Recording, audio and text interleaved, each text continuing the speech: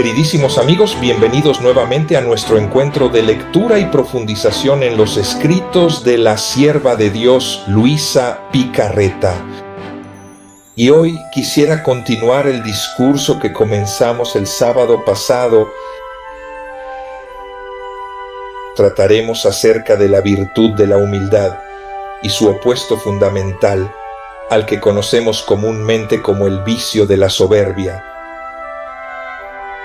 Quisiera partir precisamente de un pasaje del 27 de enero de 1900, donde Jesús le dice a Luisa: como todas, las virtudes deben estar ordenadas en el alma, cada una en su propia habitación, porque cada virtud tiene su, podríamos decir, tarea particular para hacernos crecer en nuestra vida espiritual. Escribe Luisa: continúo quedando casi privada de mi Jesús.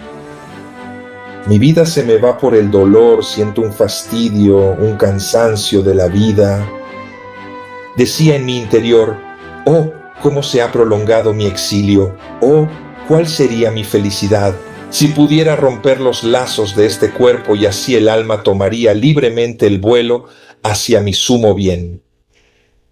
Luisa, precisamente porque ha hecho de su unión con Jesús el propósito de toda su vida, cuando se ve privada de la presencia de Jesús, entra en crisis, se siente perdida e incluso desea desprenderse de esta vida para poder estar siempre con Jesús. Pero escribe siempre, Luisa, un pensamiento me dijo: ¿y si vas al infierno? Y yo, para no invocar al demonio y tener que luchar contra él, enseguida me apresuré a decir: pues bien, incluso desde el infierno, enviaré mis suspiros a mi dulce Jesús, incluso allí quiero amarlo. Y mientras me encontraba en estos pensamientos y otros, que sería demasiado largo contar toda la historia, el amable Jesús se dejó ver por poco tiempo, pero con un aspecto serio, y me dijo: aún no ha llegado tu tiempo. Y luego, con una luz intelectual, me hizo comprender: he aquí el discurso sobre las virtudes, que en el alma todo debe estar ordenado. El alma posee muchos pequeños aposentos donde cada virtud ocupa su lugar. Aunque se puede decir que una sola virtud contiene en sí todas las demás, y que el alma, poseyendo una sola, llega a estar adornada con todas las otras virtudes, aun así todas son distintas entre sí, tanto que cada una ocupa su lugar en el alma.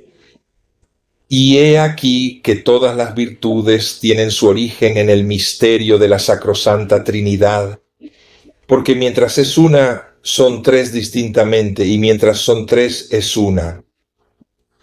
Y también comprendía que estos aposentos en el alma o están llenos de virtud o del vicio opuesto a esa virtud. Y si no hay ni virtud ni vicio, permanecen vacíos. A mí me parecía como una casa que contiene muchas habitaciones, todas vacías.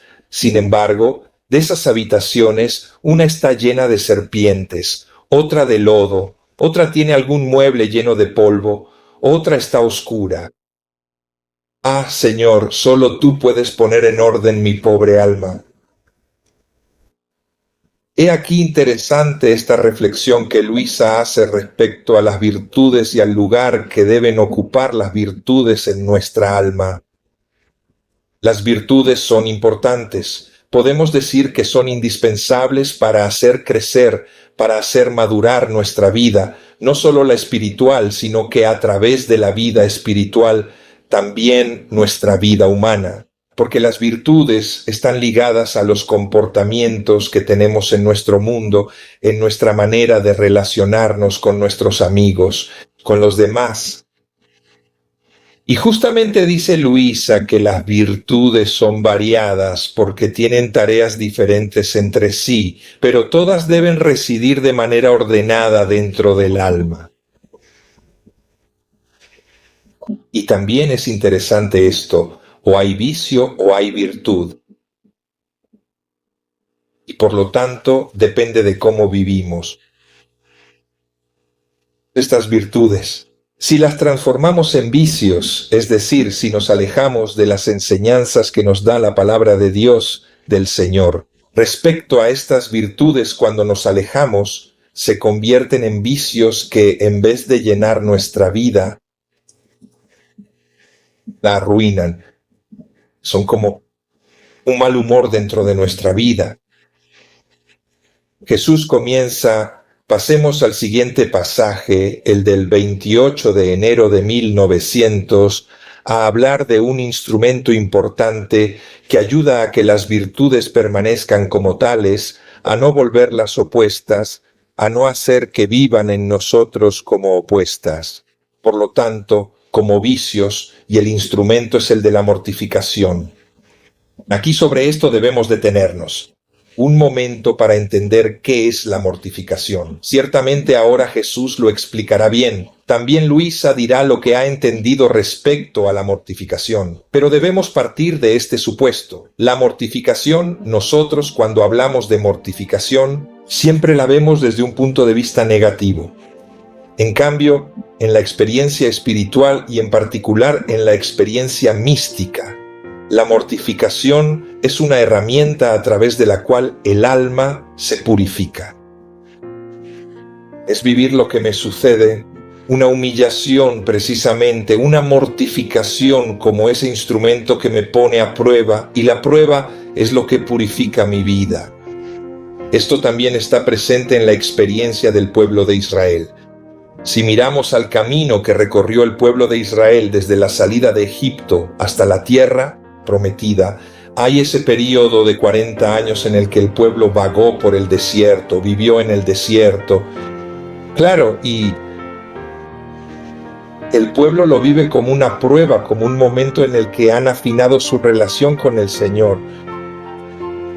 De hecho, hay esa advertencia que el hebreo debe repetir continuamente. Recuerda el camino que el Señor te hizo recorrer en Egipto, te puso a prueba, te hizo caminar entre serpientes, pero para purificarte, para conducirte a la tierra prometida, es decir, al cumplimiento del proyecto de Dios, de aquella promesa que Dios había hecho a Abraham.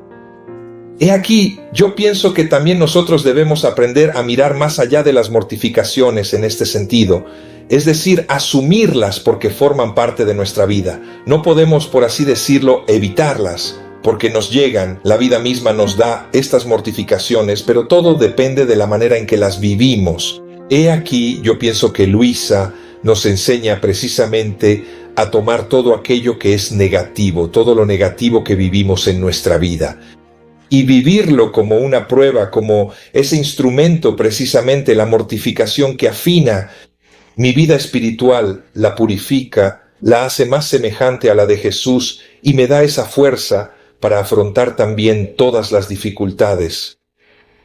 Pero dejemos, como siempre, la palabra a Luisa y a Jesús. Sigo todavía igual. Esta mañana Jesús me transportó fuera de mí misma. Después de tanto tiempo parece que lo vi con claridad, pero me veía tan mala que no me atrevía a decir ni una sola palabra. Nos mirábamos, pero en silencio, en esas miradas mutuamente. Comprendía que mi buen Jesús estaba lleno de amargura, pero no me atrevía a decirle que la vertiera en mí. Y él mismo se acercó a mí y comenzó a verterla, y yo, al no poder contenerla, en cuanto la recibía, la arrojaba al suelo. Y él me dijo, ¿pero qué haces? ¿No quieres participar de mis amarguras? ¿No quieres darme alivio en mis penas? Y yo respondí, Señor, no es mi voluntad, no soy yo misma. ¿Qué me ha sucedido? Me siento tan llena que no tengo dónde contenerlas. Solo un prodigio tuyo puede ensanchar más mi interior y así podré recibir tus amarguras. Y Jesús me hizo la señal de la cruz, una gran señal, y volvió a derramar. Así parece que pude contenerlas. He aquí, Luisa continúa, ya lo sabemos, desempeñando su oficio de víctima. Jesús le pidió si quería participar con él en los sufrimientos y recibir las amarguras que provenían de las criaturas, de los pecados de las criaturas. Ella lo hace por amor a Jesús y por amor a las criaturas. Se ofrece como víctima, pero son tantas que precisamente ya no logra contenerlas. Y entonces cuando Jesús le vierte estas amarguras y caen al suelo, no es porque Luisa no las quiera, no quiera vivirlas, sino porque ya está llena. Entonces he aquí que el Señor, haciendo esa señal de la cruz, la libera, la vacía de esas amarguras para poder llenarla aún más. Así Luisa puede continuar desempeñando su oficio de víctima. Y he aquí las palabras de Jesús respecto a la mortificación. Dice Jesús: hija mía, la mortificación es como el fuego que hace secar todos los humores. Así la mortificación seca todos los malos humores que hay en el alma y la inunda de un humor santificador, de modo que hace brotar las virtudes más hermosas. He aquí el aspecto positivo de la mortificación, es decir, es el instrumento que tienes en tus manos para poder vivir lo que la vida te da como un medio para purificar y refinar tu propia vida. Repito, las mortificaciones, no debemos ir a buscarlas, porque ya la vida se encarga de dárnoslas, pero tenemos esta gran posibilidad. Todas estas mortificaciones, estas experiencias negativas, en vez de derrumbarnos, en vez de llevarnos a esa actitud de queja continua, de quejarnos de todo, de todos, y eso no está bien, nada de eso. Vivámoslas, en cambio, como una prueba, como una oportunidad que tengo de tomar esta muerte que me duele. ¿De acuerdo? Que es amarga, que me hiere, pero es capaz justamente de quitar, como dice Jesús, todos los malos humores que hay en mi alma y llenarlos de humores santificantes. Esta es una herramienta muy poderosa que tenemos en nuestras manos. Si realmente queremos, podemos utilizar esta herramienta específica para lograr este propósito exacto. Lástima que muchas veces no usamos la mortificación de esta manera, sino que la usamos como un arma que nos hiere aún más, porque decimos: no solo tengo mis sufrimientos, también hacía falta esto, y entonces aumenta nuestro sufrimiento, aumenta nuestra falta de autoestima, y nos lleva cada vez más al abismo. Miremos, este es el llamado que el Señor nos hace. Miremos la mortificación desde otro punto de vista, o mejor dicho, desde el punto de vista de Dios, que quiere que todo, como dice San Pablo, contribuya al bien. Y por lo tanto, incluso estas experiencias negativas, si las vivimos, las interpretamos como una oportunidad y no como una tentación, entonces algo puede cambiar en nuestra vida. Y así llegamos al pasaje del 31 de enero de 1900, un momento donde Jesús nos habla sobre la gracia y de cómo, precisamente, esa gracia puede vivir en el alma, cuando existe una verdadera correspondencia por nuestra parte. La humildad es el pasaporte para entrar en el reino de la gracia. Justamente, como decíamos antes, acoger estas mortificaciones que hacen humilde al alma como ese instrumento que la gracia de Dios me ha puesto a disposición para hacer mi vida más hermosa. Después de haber venido varias veces, pero siempre en silencio, yo sentía un vacío y una pena, porque no escuchaba la voz dulcísima de mi Jesús. Y Él, volviendo casi para complacerme, me dijo: la gracia es la vida del alma. Así como el alma da vida al cuerpo, así la gracia da vida a todos. Al alma, pero no basta para que el cuerpo tenga vida, tener el alma. No solo necesita todavía un alimento para mantenerse, sino que necesita un alimento para nutrirse y crecer hasta la debida estatura. Y así es con el alma. No basta con tener la gracia para tener vida, sino que se necesita un alimento para nutrirla y llevarla a la debida estatura. ¿Y cuál es ese alimento?, pregunta Jesús. Interesante. Aquel alimento espiritual que hace crecer continuamente la inmensa gracia de Dios en todos nosotros es precisamente nuestra correspondencia diaria. La gracia y la correspondencia forman esa cadena entrelazada que la conduce al cielo, y a medida que el alma corresponde, la gracia va formando los eslabones de esa cadena. He aquí la respuesta. ¿Te afectan la vida, las experiencias negativas de la vida, el sufrimiento, el dolor? Cultiva la correspondencia con la gracia de Dios, porque esto hace crecer la gracia en ti y te permite afrontar y superar estos momentos difíciles. En cambio, cuando hay falta de correspondencia con la gracia de Dios, es decir, ver todo como si Dios me hubiera abandonado, como si Dios me hubiera castigado, me hubiera dejado, en este estado hay falta de correspondencia, no existe este vínculo. En todo debemos buscar siempre el vínculo con Jesús, porque Él es nuestra fuerza. El Señor es mi luz, mi salvación, dice el Salmo. ¿De quién tendré miedo? El Señor es el sostén de mi vida. ¿De quién tendré temor? Esta es la correspondencia. Esto es lo que el Señor espera de nosotros. Por supuesto, Él no nos envía estas cosas, forman parte de nuestra vida, pero te dice, míralas como el instrumento que tienes en tus manos para superarlas, para ir más allá. Y el alimento, por la gracia de Dios que ya está en ti, es la correspondencia. Y luego añadió, ¿cuál es el pasaporte para entrar? En el reino de la gracia, he aquí la humildad, el alma, dice Jesús, mirando siempre su propia nada, que por nosotros mismos no podemos hacer nada. Nosotros esperamos, queremos resolverlo todo, nosotros, pero no logramos resolver nada, porque por nosotros mismos no somos capaces de hacer nada, porque el mal es mucho más fuerte que nuestras fuerzas. Entonces dice Jesús, el alma, mirando siempre su propia nada y dándose cuenta de que no es más que polvo. Así que no eres nada, pero este no ser nada tuyo no debe servirte para desanimarte aún más, sino que, dice, pondrá toda su confianza en la gracia. Tanto que la hace dueña y la gracia, tomando dominio sobre toda el alma, la conduce por el camino de todas las virtudes y la hace llegar a la cima de la perfección.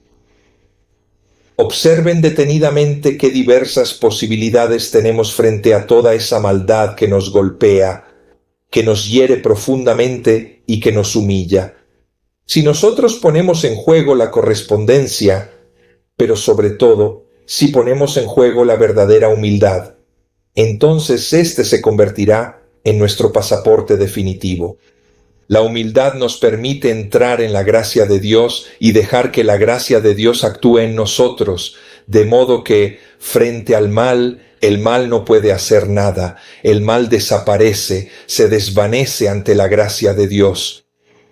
Por eso, en los momentos de dificultad debemos acudir al Señor. Nosotros acudimos al Señor para que sea Él quien resuelva todo. Sin embargo, aquí Jesús dice que no, que tú debes acudir a mí.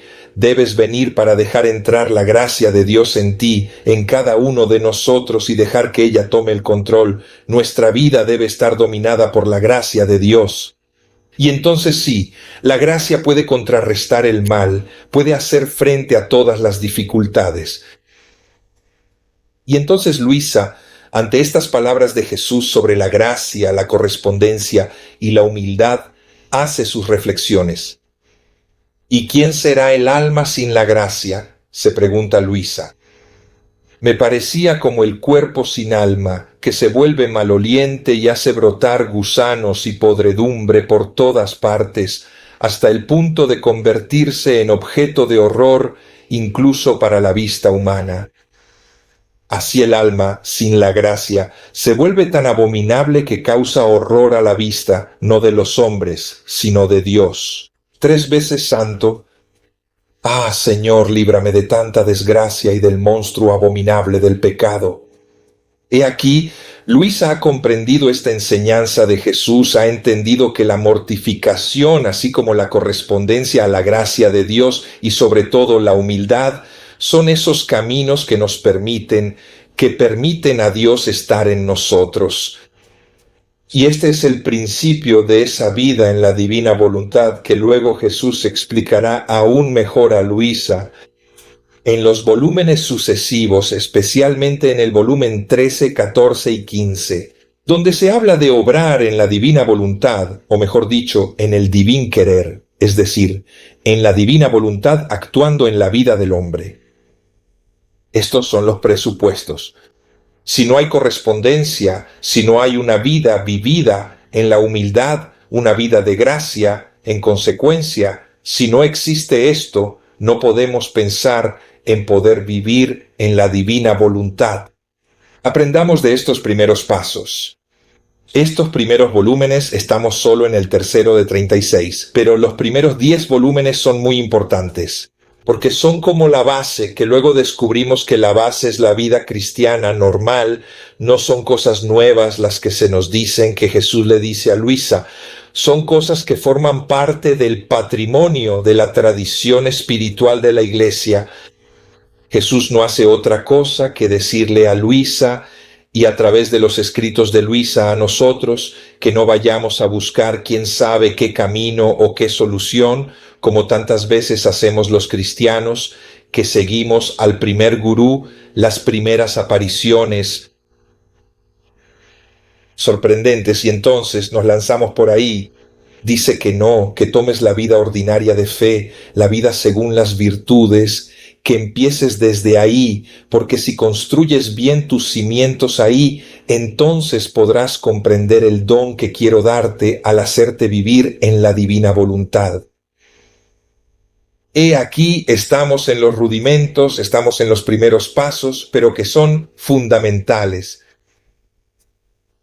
La experiencia de Luisa es sí una experiencia extraordinaria, pero es una experiencia que el Señor hizo vivir a Luisa.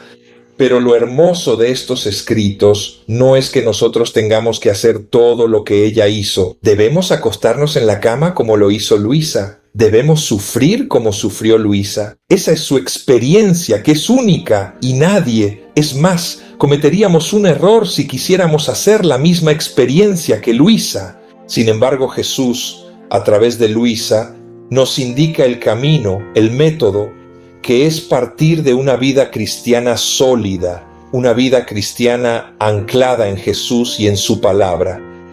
Entonces sí que luego el Señor poco a poco, como hizo con Luisa, puede construir el hermoso edificio, la casa donde Dios quiere vivir, habitar, porque la vida en la divina voluntad no es otra cosa que vivir con Dios, para Dios y en Dios. Y entonces continuamos nuestra lectura de los escritos de Luisa y vamos al pasaje del 4 de febrero de 1900, donde precisamente Jesús le explica a Luisa qué sucede cuando el alma no vive según la gracia de Dios, o mejor dicho, cuando el alma no vive en correspondencia con la gracia de Dios, que es precisamente el desánimo, la desconfianza. Encontrando el 4 de febrero de 1900, me encontraba en mi estado habitual, en un estado lleno de desánimo, así que no es que Luisa estuviera exenta, también ella vivía momentos de desánimo como los vivimos todos, pero esos momentos Jesús los aprovecha para darle enseñanzas importantes. Ojalá también nosotros pudiéramos tener esta apertura hacia el Señor, que incluso en estos momentos podríamos escuchar su voz, su palabra, que es consuelo, que es estímulo, que es apoyo para nuestra vida.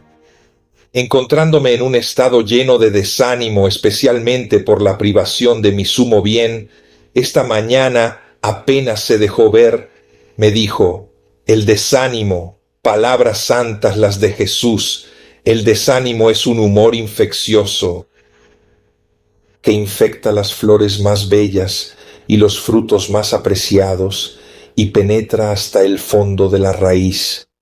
De modo que ese humor infeccioso al invadir todo el árbol lo vuelve marchito, desolado, y si no se le pone remedio regándolo con el humor contrario, ya que ese mal humor ha llegado hasta la raíz, la seca, y hace que el árbol caiga al suelo. Así sucede con el alma que se impregna de este humor infeccioso del desaliento. Son palabras importantes, son una gran ayuda. Si las acogemos cuando caemos en el desaliento, es cierto, todo se infecta, todo empieza a pudrirse, porque ya no hay ninguna perspectiva. Vemos todo oscuro, vemos todo acabado, todo terminado, no tenemos esperanza y vivimos en la desesperación, que es lo contrario de la esperanza.